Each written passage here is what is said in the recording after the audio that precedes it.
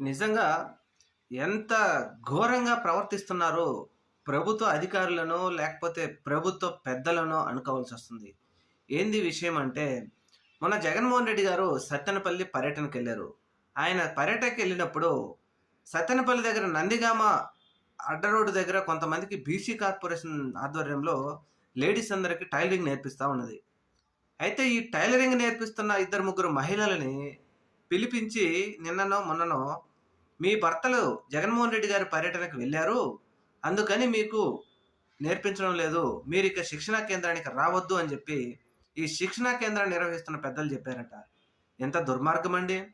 అంటే రేపు వైఎస్ఆర్‌సీపీ పార్టీ అధికారం వచ్చిన తర్వాత చంద్రబాబు నాయుడు గారి ఏదో కార్యక్రమానికెళ్తే ఇలాగే తీసేస్తారా? అసలు సభ్య సమాజంలో ఏం చెప్పాలనుకుంటున్నారు మీరు? జగన్మోహన్ రెడ్డి గారి పర్యటనకెళ్తే ఈ విధంగా ప్రభుత్వం నుంచి గాని, లేకపోతే ప్రభుత్వం ఏదైనా ఇచ్చే పథకాలు గాని, ఇంకోటి తీసేస్తారా? ఇది పేదవాడికి మీరు చెప్పేది. లేకపోతే మీరు 2024 సార్వత్రిక ఎన్నికల్లో ఇచ్చిన హామీలు ఇవేనా?